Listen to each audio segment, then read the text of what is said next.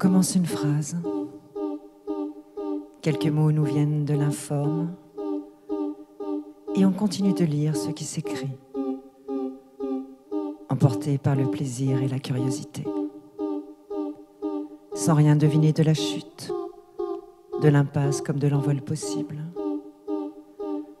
de la fin du voyage. De la même façon, on marche dans une ville étrangère, de porte en porte, de visage en visage. On ne connaît à ce jour ni la dernière porte, ni le dernier visage.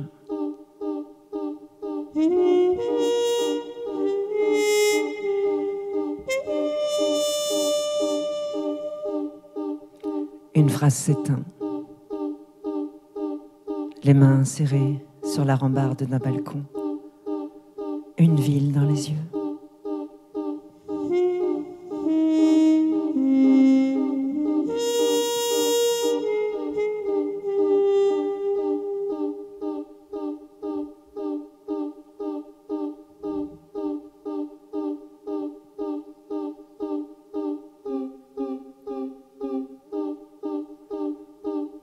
Je vais sortir. Je dois sortir.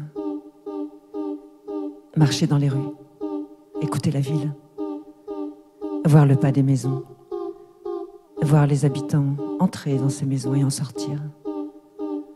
Plus que tout, je dois aller voir le fleuve, ce chemin qui marche,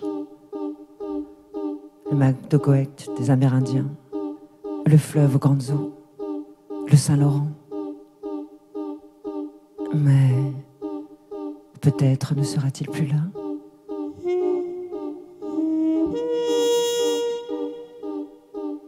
Peut-être que le fleuve aura disparu au fond de la nuit dans le cerveau d'un homme qui le rêvait. Peut-être que le fleuve et tous ses transports de pommes douces, de sel et de farine coulent pour toujours dans le crâne d'un inconnu disparu en forêt. Peut-être que le fleuve que nous voyons là est une illusion, le reflet de la pensée d'un homme étendu sous les branches, et que le chemin qui marche le protège maintenant de son absence.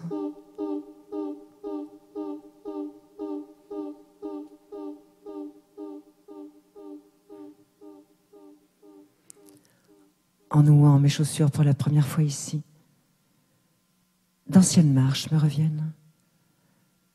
Dévalement de collines, frôlement de prairies, accompagnement de rivières, de murs et de barrières, de villages et de forêts, pénétration de terre. Il est temps de rejoindre le fleuve aux grandes eaux. Le jour est presque au complet.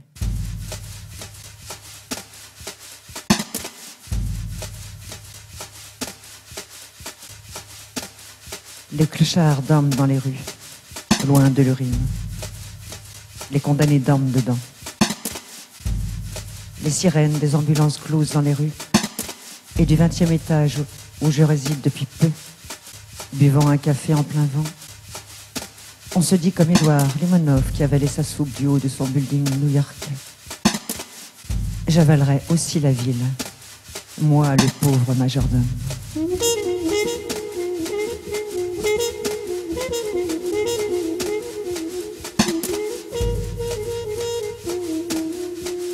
Mais on n'en fait rien. On devient au couchant de sa vie et revenu sur terre un collectionneur de moments perdus. On laisse tout là-haut sur le bord d'une terrasse quelques déchets de cuisine pour des oiseaux improbables.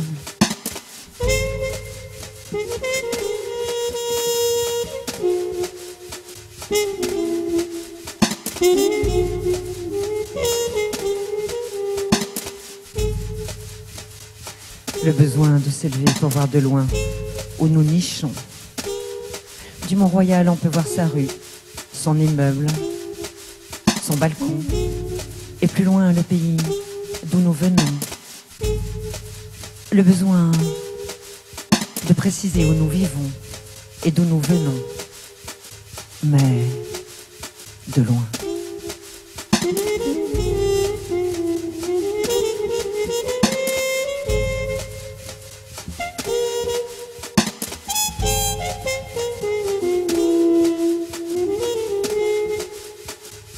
Comme si la lune avait du mal à tenir immobile au-dessus de la ville.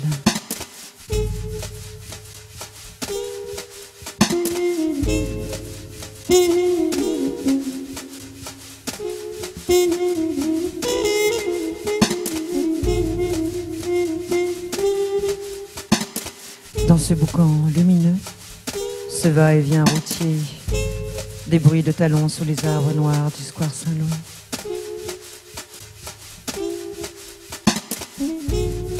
Ça gueule en bas, ça gueule à la ville de se taire. L'homme aimerait que tout cesse, les lumières, les sirènes, avec ses corps malades, ces urgences, ces infirmiers qui fument le dos contre l'ambulance, attendant le prochain transport de chair blessée.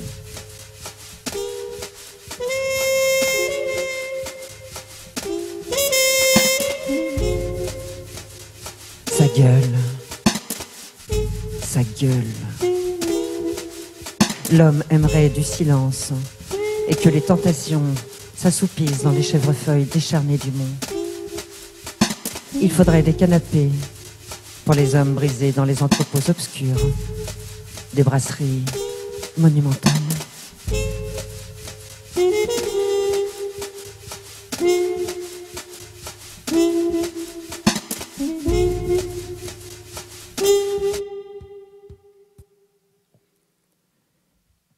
Il aimerait fouler une prairie sur le pont Jacques-Cartier. Une prairie enjambant le fleuve où les bêtes brouteraient l'immobilité de l'azur. Il donne des coups de pied dans les ordures et insulte son frère à qui il réclame de l'argent. Il est piégé. Il ne peut plus. Ne sait plus dire oui au boss. Ses muscles sont atrophiés sur l'écran de télé, couché dans la rue. Il contemple son reflet ras l'asphalte, envahi par le tournis flamboyant des voitures. Dans le bouillon nocturne, il n'espère qu'une seule chose, que tout cesse. Il ne sait que faire de cette miette d'espérance au fond de sa chaussure et qui le fait boiter dans la foule. Qui me dira si je dois descendre du haut pont pour que mes yeux dérivent parmi ceux de Montréal profonde?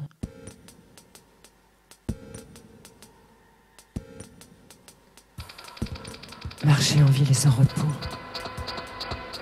Sainte-Catherine le prouve. Elle qui se donne de tout son long et reprend aussitôt l'objet de notre désir. Les arbres ont du mal à tenir leurs ombres en paix. Les chevaux abattus, tête basse, lèvres au pavé, cheminent dans le vieux Montréal.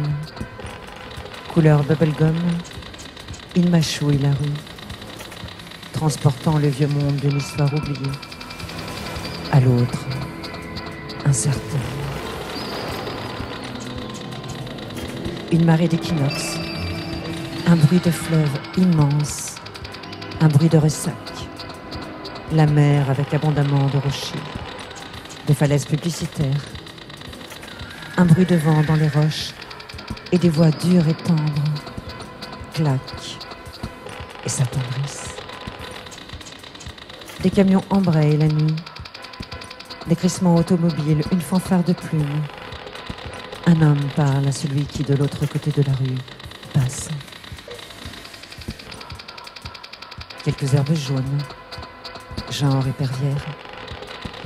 Ce qui convient comme nom à cette hauteur secouée par des rafales de vent et de pluie, se fiche bien de leur lieu de résidence. Elles poussent. Un point, c'est tout.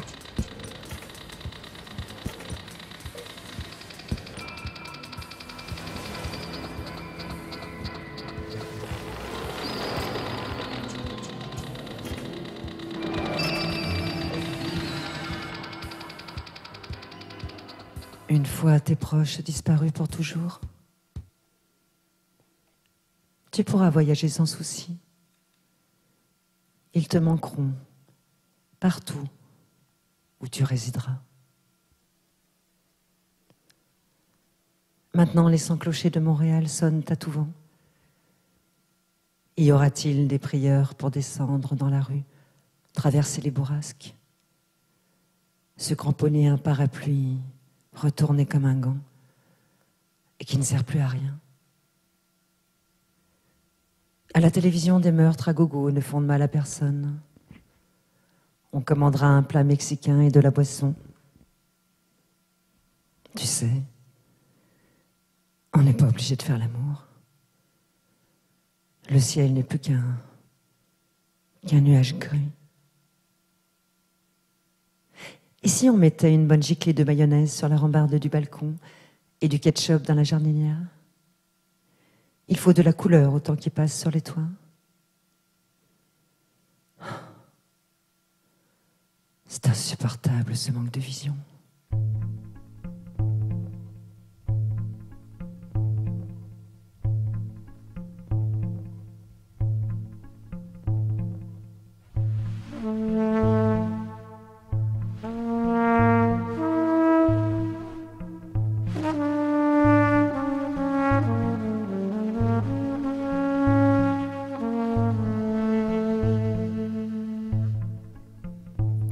Encore une fois, j'arrive trop tard. Après les lilas et les seringas, les chèvrefeuilles et les verges d'or,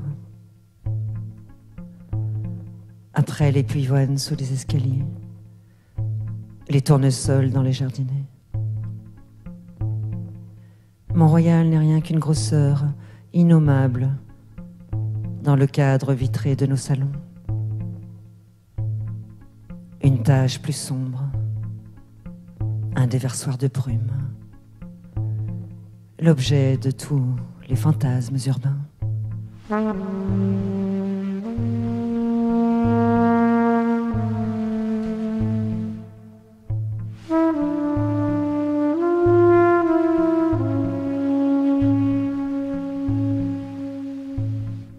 De vieux pères de famille traversent des parcs glacés, mains dans les poches, coupent par l'oblique franche d'une place déserte. Ils rejoignent des amis dans des bars italiens. Le dos contre la baie vitrée, ils discutent de ce qu'ils ont perdu et des petites réussites. La maison, la fille retournée en Europe, la peinture de la cuisine qu'ils viennent de refaire, le voyage à Milan pour les 50 ans de mariage, le dos contre la vitre, ils discutent de l'hiver qui s'en vient. Ils n'ont plus besoin de regarder dehors, le trottoir, les façades des maisons, le poste à essence qui donne un peu d'espace au quartier étouffé de briques rouges. Maury, le coiffeur, assis lui aussi, le dos à la rue, lit son journal.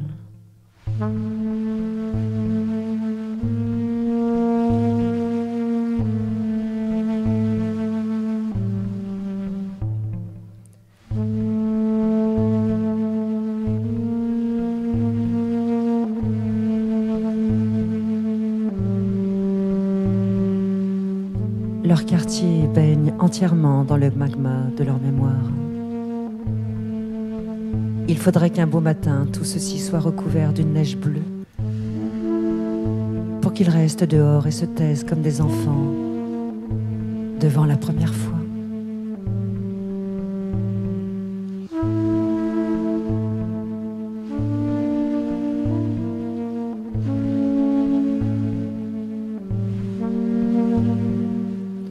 Je me décide à rentrer dans un café après tous ces jours dans la rue.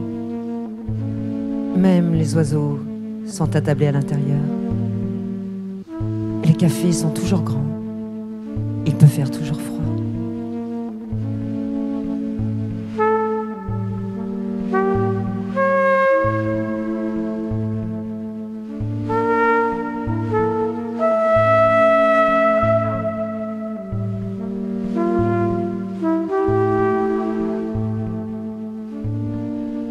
clochards s'abandonnent sous les beaux escaliers de Montréal. Comme partout, ils s'abandonnent dans les beaux lieux. Rome, Paris, Genève. Abandonnés des lieux, ils se roulent en boule en attendant la neige. Pour Halloween, ils jetteront des citrouilles bien juteuses à la déneigeuse pour faire croire à l'employé municipal que leur crâne a explosé en dormant trop fort sous le manteau blanc.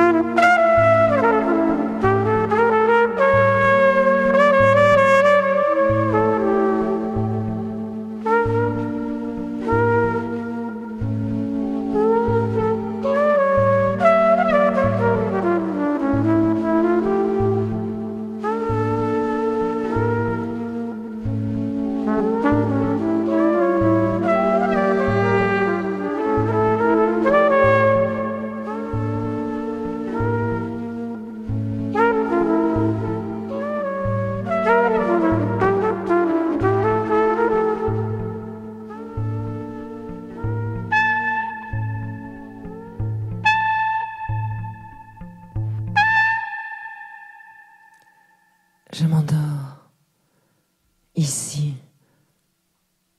en un cerveau immense, une pensée parmi des centaines de milliers d'autres, une de ces pensées qui vont à pied sous le front des buildings, invisibles entre les feuilles de verre. Dans les artères encombrées, d'autres pensées circulent en voiture. Ici, je m'endors en un rêve immense, rêve parmi les rêves. Clignotent sur mes paupières des lueurs envoûtantes d'un ciel qui file d'une étoile à l'autre. Ici, je m'endors épuisé du désir des autres, de toutes ces mains tendues dans le vide. Pensé par celui qui vient, j'attends mon tour.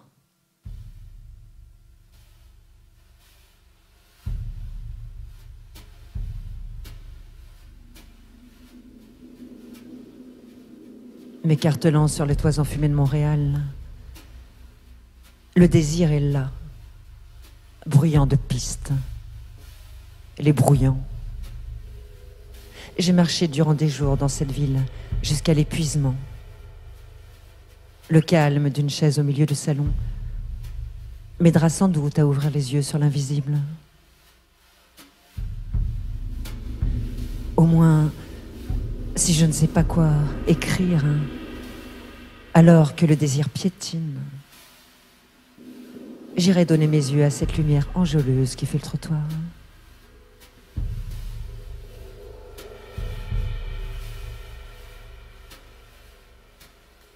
Gravé en lettres d'or dans le marbre d'un banc sur lequel je n'attends rien ni personne. Des camions remontent une rue froide et laide. Ils vont livrer leurs paquets de nourriture reconstituée en campagne. Je suis brouillon, comme ce trottoir où rien ne tient. Des solitaires, les mains dans les poches sont déjà comme en hiver. Je suis brouillon. Rien ne s'écrit. La ville bruit. Les phares sont encore allumés. Ce côté-ci de Mont-Royal est sans élégance. Des enfants roses serrent une peluche sur leur poitrine, dans l'illusion d'être mieux accompagnés. Les goélands sont en ville et se font écraser, comme tout le monde.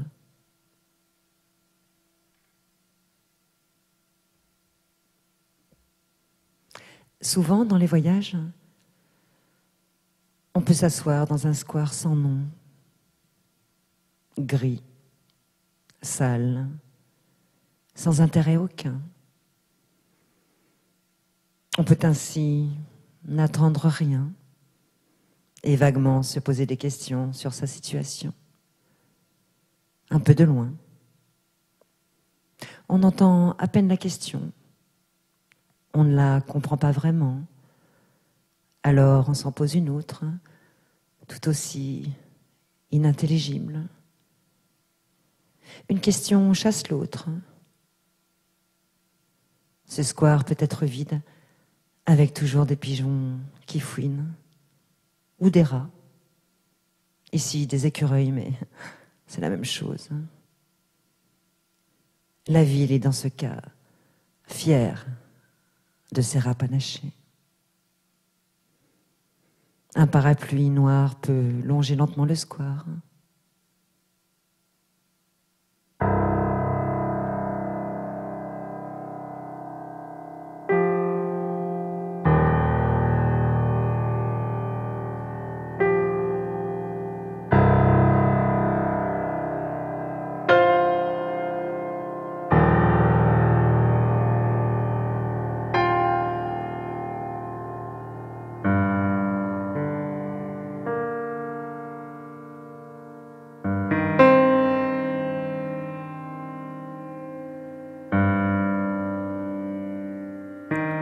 Une femme en survêtement blanc,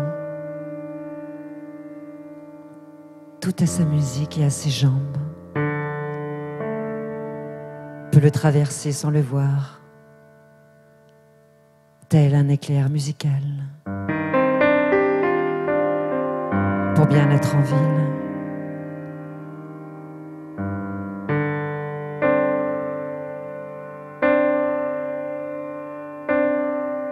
On peut lever les yeux sur un chêne abîmé par ses branches, par le manque de place dans la rue. On peut penser à autre chose. On ne sait toujours pas à quoi.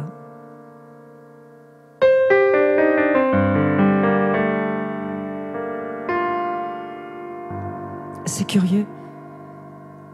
C'est toujours après coup, bien des années plus tard, que l'on se souvient de ce moment devenu inestimable et du bonheur d'avoir passé là un temps, nulle part.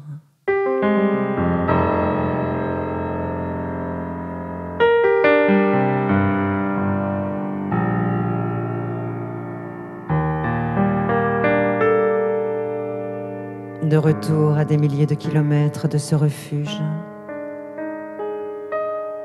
on aimerait retrouver le nom de ce square où l'on s'était bien reposé de toutes nos pensées contradictoires qui nous préoccupaient. Et l'on se souvient avec tendresse de l'éclair blanc d'une femme sans visage.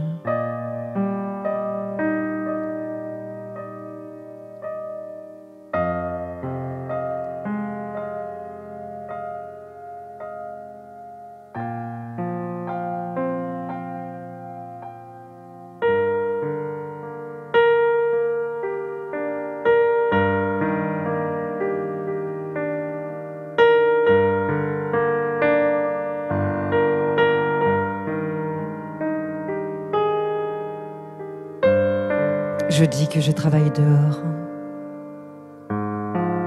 Je marche et j'écris. Je suis dehors dans la rue. Mais je ne sors pas de moi. J'ai beau faire des efforts surhumains, je ne sors pas de moi. Tout ce que je perçois existe par moi.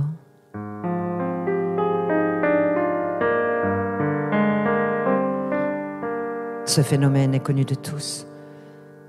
Et cela m'épuise. C'est seulement lorsque je compose avec le temps, par exemple dans ce square sans importance,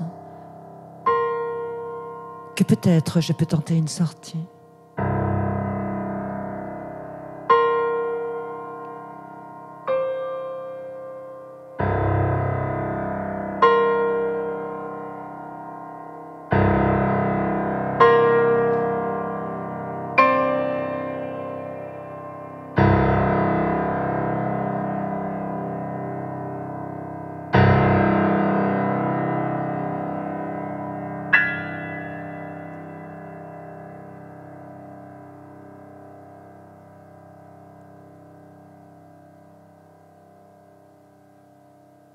Il fait froid dans le carré Saint-Louis.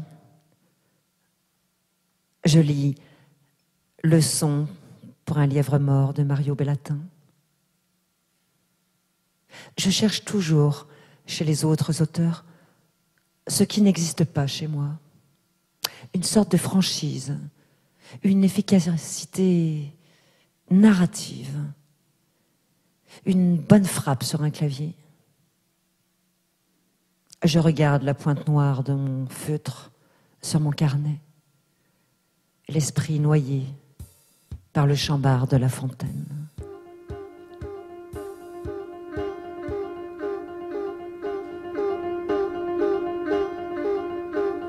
La poésie m'a laissé sur le bas-côté de la page. Je prends des notes et continue de marcher, à faire ce que je peux. Je la devine sous chaque chose. D'autres questions se posent sur l'écriture du monde et de son écho. D'autres questions se posent et encombrent à nouveau la vision. Je retournerai donc à l'atelier pour affûter mes outils qui commencent à perdre sérieusement de tranchant.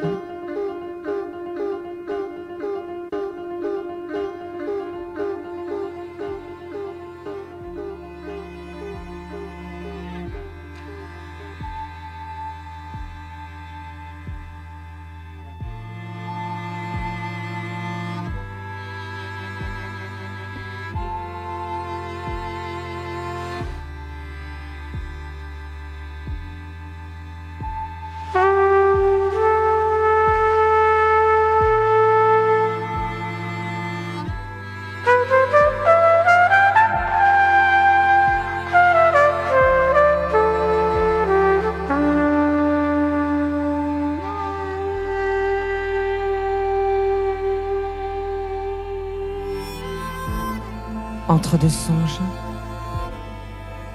je veux descendre dans la rue, sous le grand plafond noir,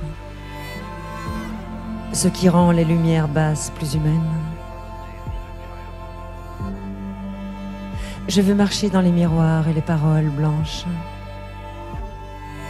épuiser ma présence au mouvement de la ville. Dans les pas du clochard, un instant dans sa glace, le scintillement des tours. Je marche sur l'ancienne voie ferrée, en compagnie des renards, des mouflettes, des orignaux, des ratons laveurs et des caribous. Les passagers du temps roulent encore, invisibles.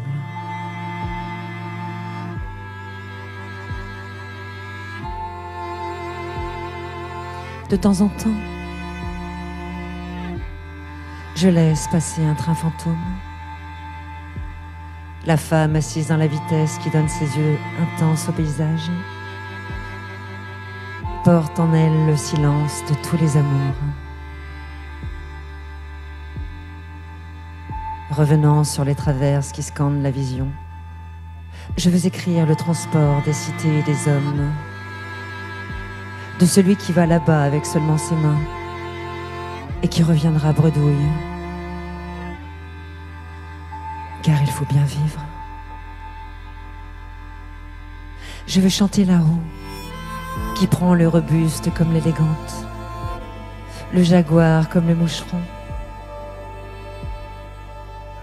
Le ciel est un détail du cosmos, un éclat villageois pour nos races. Et le train fantôme roule dans un pays qui n'est plus. Sous les traverses d'un espace infini, siffle une chanson que le blues reconnaît.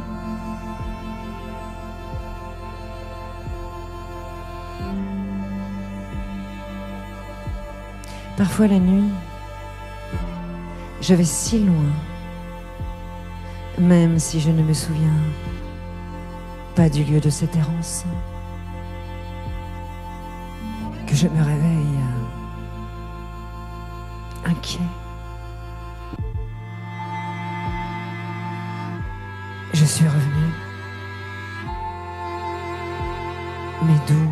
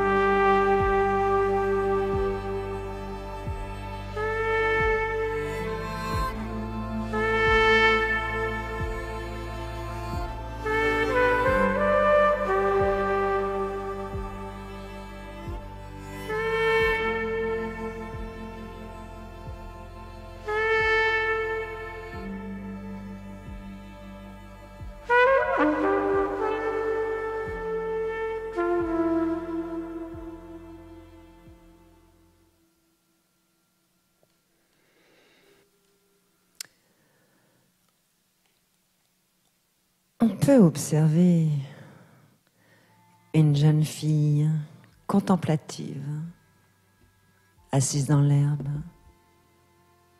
le dos appuyé contre le plus large tronc, et qui regarde de loin, vaguement, les voitures passer rue Sherbrooke.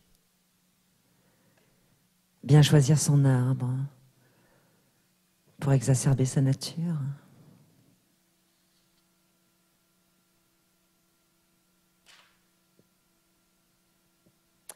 Bridget discutait toujours avec son ombre au fond du parc. Elle l'a trouvée trop épaisse, bien trop lourde pour l'allée de Noistet. Elle avait donné rendez-vous à un ami, mais le regrettait déjà.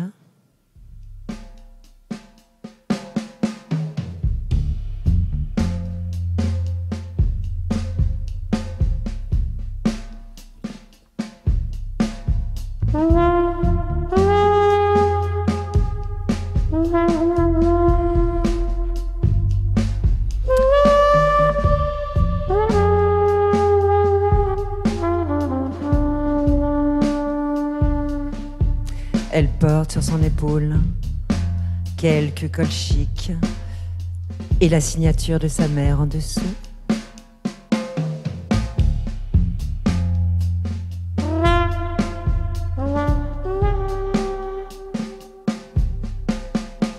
Sur son pied, le numéro 57 de la moto de son frère, près de l'empreinte de la patte de son chat.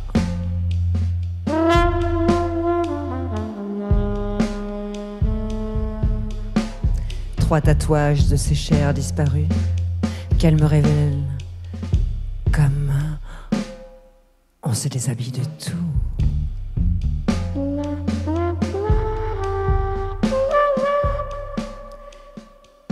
3 tatouages sur la peau d'une jeune femme qui attend un enfant, tout en mangeant une glace de toutes les couleurs au fond d'un grand pot en carton avec une cuillère à soupe.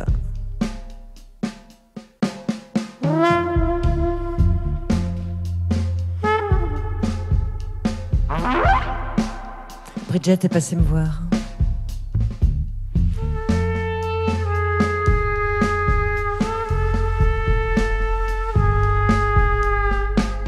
Les jambes dans des bas bruns, sur un canapé vert, elle m'a soufflé. Ah, c'est bien noir ce que tu écris ici. Oh, oh.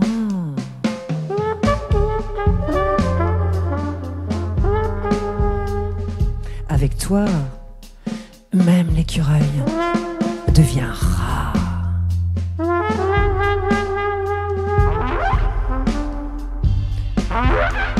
C'est que l'écureuil n'est ni plus ni moins qu'un rat. La beauté est en toute chose, nous le savons. Je lui avais parlé de la clameur des lucioles.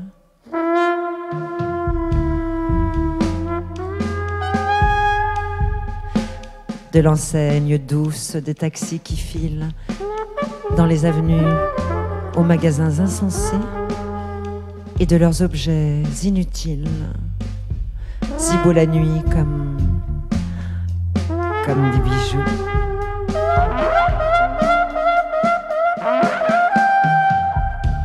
Les hôtels aux accouplements chaloupés, les fins de soirée à la sortie d'un pub.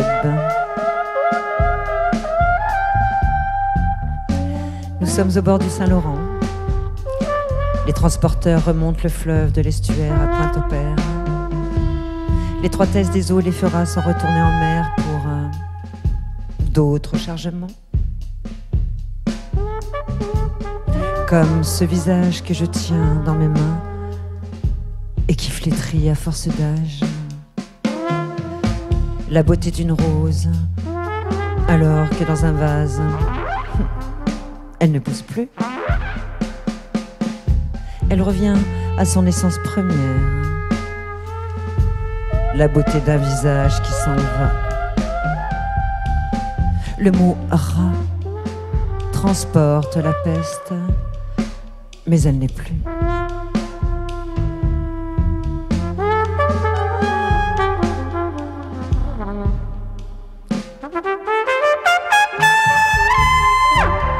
Ces digressions m'épuisent. Ces justifications ne me servent qu'à écrire encore un peu. Je veux rester dans la course noire de mon feutre sur le riff d'une guitare.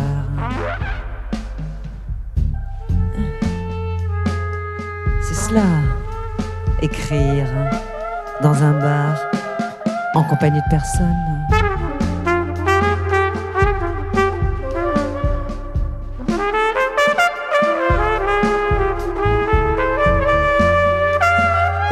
Je joue là la grande figure du musicien qui arpente la scène, ne salue qu'une masse.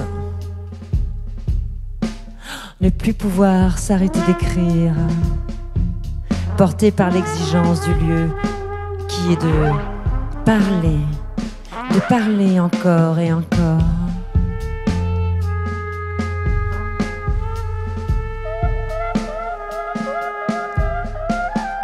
Je laissais Bridget sur son canapé pour boire une bière opaque à sa mémoire.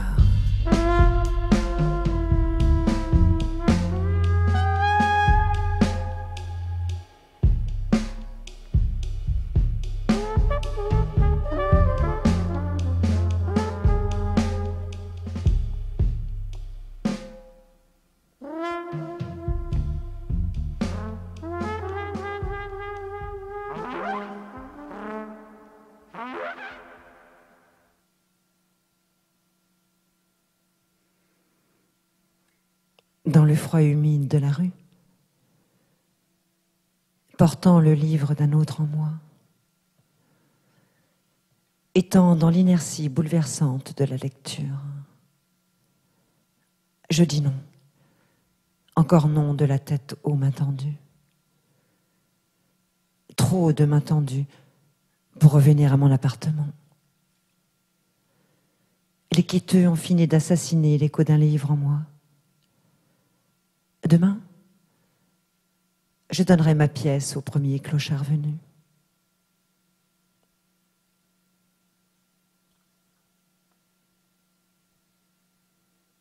Il avait maintenant peur d'écrire, après avoir brisé, à la fin de repas, un biscuit dans un restaurant chinois, duquel était tombée une phrase imprimée en rouge. N'écoutez pas les mots vides d'une langue creuse. Il errait dans la ville en ne pensant à rien. Et sa solitude grandissait dans le ronflement écœurant d'une animation vaine. Les clochards devenaient à ses yeux des seigneurs innocents. Leur lenteur le reposait de la grande illusion urbaine.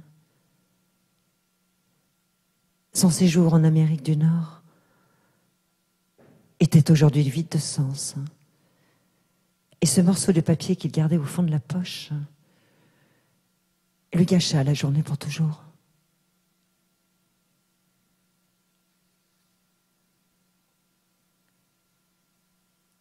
Et puis des cils assouplis de lumière.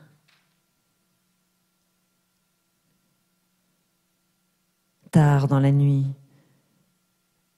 et personne que je puisse embrasser. Immobile dans les graines, force est de reprendre la marche à la rencontre de ceux qui vont. L'immobilité est ici impossible. La rue nous force à devenir, ou alors ce tas de linge sous l'escalier. Je vois une main qui traîne dans la saleté près d'une bouteille de vin couchée, elle aussi, dans le trouble. C'est comme cela que je gagne la moitié de ma vie. L'autre moitié, je la donne.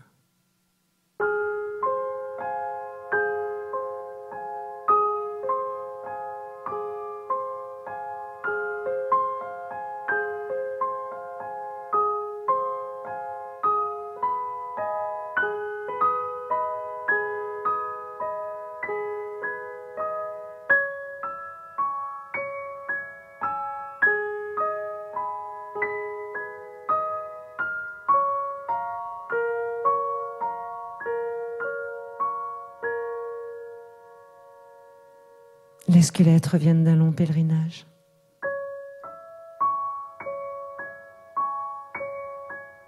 Ils rapportent du lointain des visions frissonnantes de lumière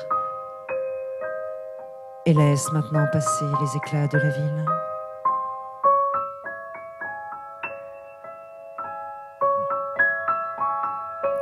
Pas de braillement de renard roux. Le sommet, la clairière, la fougeraie, le serpentin, les escarpements, la pente rocheuse, le pied de mont, la côte placide.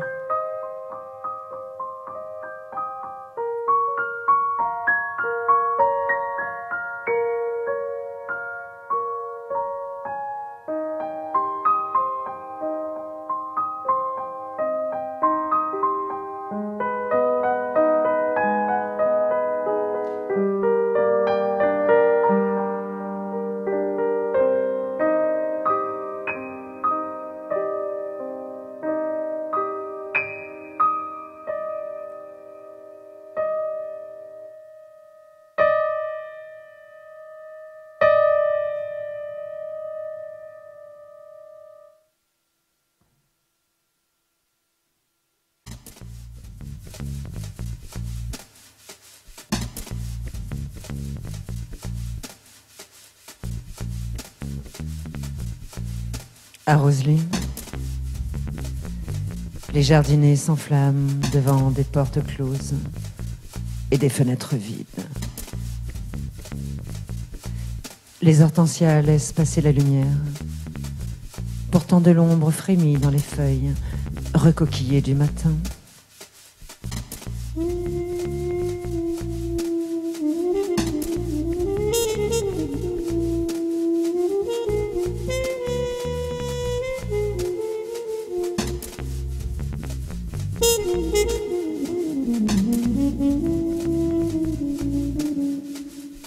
Ici, je n'ai d'oreilles que pour les camions, les bennes à ordures, les grues, les sirènes.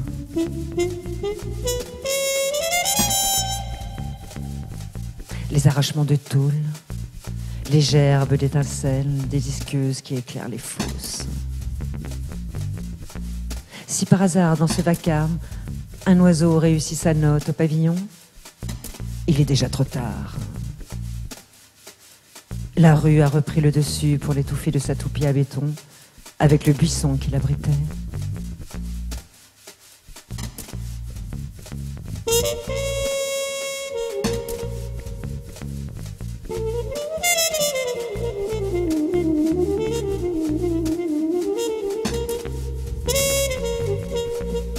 Les dernières outardes dans le rose et le bleu, dans le laiteux du soir, traversent le ciel d'une ville qui allume ses feux de nuit. Un avion et hélice coupent leur vol pour ajouter une deuxième trajectoire au regard porté sur la deuxième mélancolie.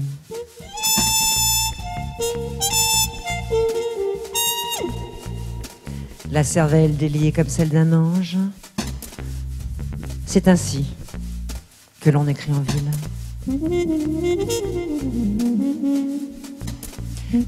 Je vais à 1000 lumières d'ici, et dans le bois le plus noir, je vise une fenêtre. La marche est sans lune, mais le chemin aisé.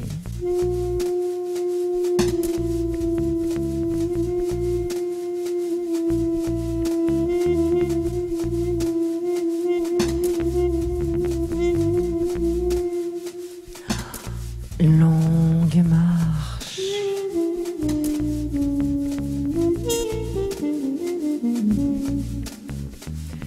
Longue, longue, longue, longue marche.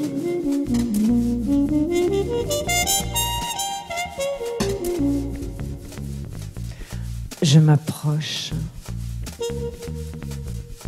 Je frappe à la porte. On m'ouvre. Personne. Je m'assois à la fenêtre dans le bois le plus noir et j'attends.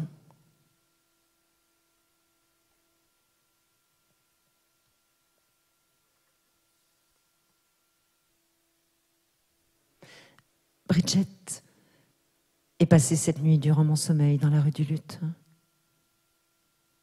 Sa taille aiguisée par le vent, une boucle d'oreille piétinée sur le trottoir, lune d'argent cabossée parmi les étoiles de sang à la sortie d'un bar. Elle ne se décide pas à choisir. Ivre, sur les genoux de tous les hommes, une dose de cocaïne dans la poche.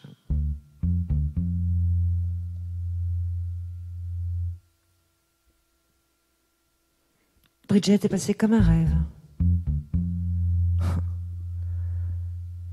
C'est toujours la même affaire avec elle. Absente. Elle envahit les draps, le balcon, le canapé. Présente, elle nous éloigne du monde.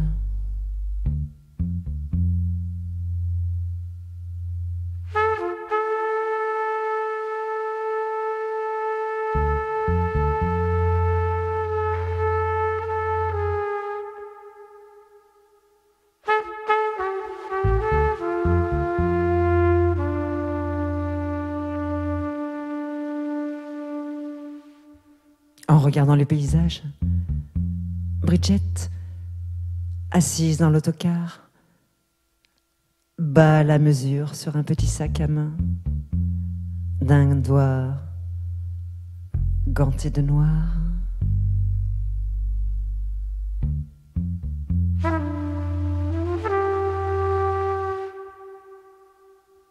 Ses cheveux illuminés par le soleil levant sont de la même couleur que la roselière au loin qu'accompagne son voyage.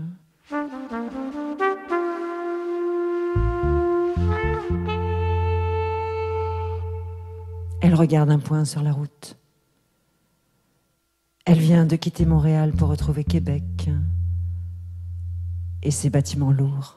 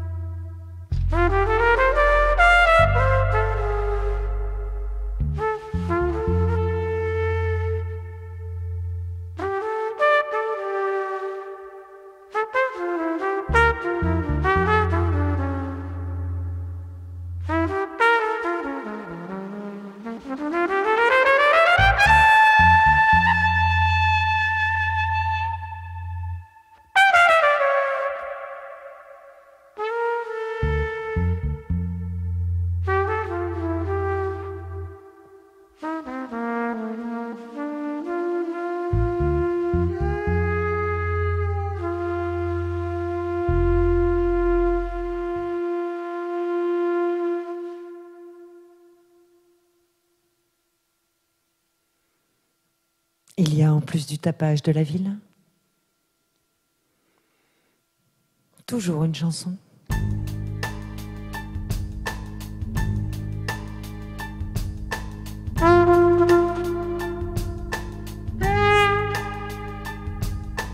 Dans les bars, les autobus, les restaurants, sur les trottoirs, toujours une chanson.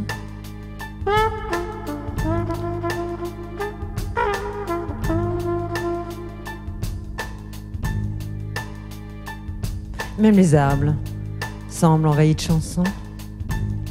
Les chiens, les murs, les oiseaux, les couloirs plafonnés d'un bleu de glace.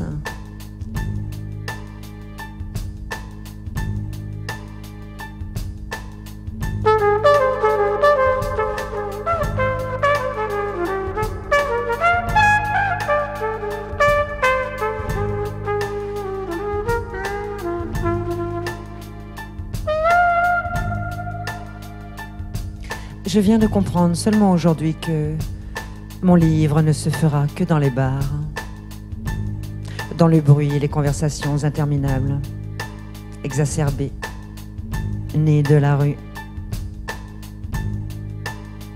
Quelle est cette matière à mes pieds, contre mon corps et dans mes yeux? La ville, une chaleur électrique. Des chaufferies envahissent le ciel, des souterrains lient les tanières, des bars entre l'ivresse et la réalité, des rendez-vous pour ce soir, demain.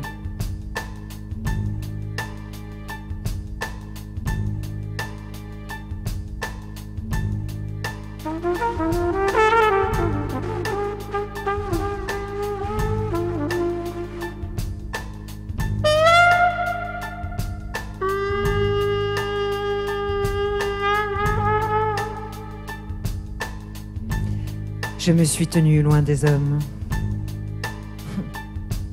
Aujourd'hui n'était pas pour moi. La ville se répète et je n'ai plus la force d'encaisser son roulement de tambour. Comme un paysan fatigué d'arpenter des terres arides, je m'attarde place Victoria devant une décoration urbaine. Un champ de blé au large épis lourd de neige et que l'on ne moissonnera pas.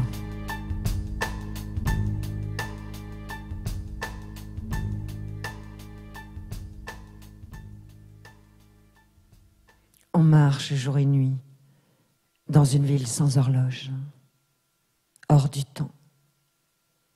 Un terrain vague, même étroit, nous donnera précisément l'heure et la lumière qui se retire du jour. Je lisais pour dire de faire quelque chose, en attendant de reprendre l'avion dans l'autre sens.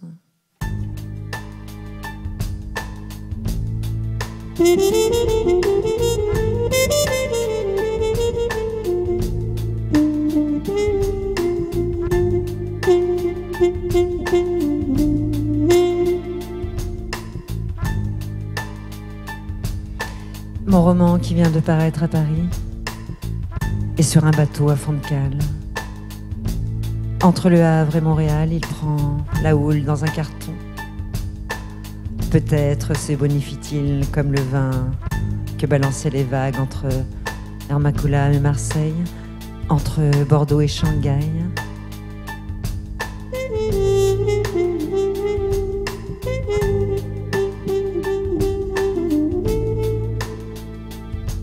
Avec qui discute-t-il de la traversée de tout ce noir empaqueté?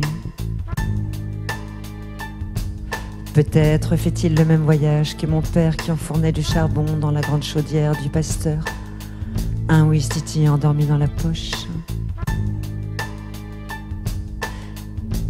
Prenait-il son temps avec l'animal pour admirer la bouche ardente au fond de la soute?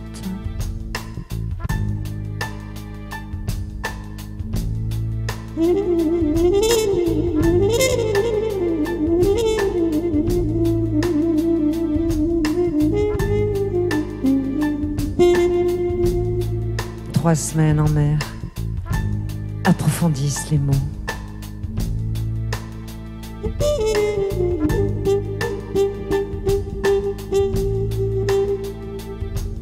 Vais-je reconnaître ce que j'ai écrit?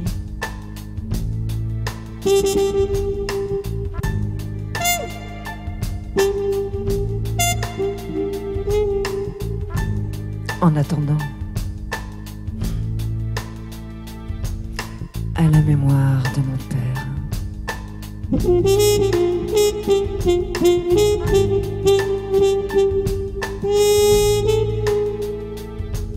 J'écoute une guitare dans le square Saint-Louis.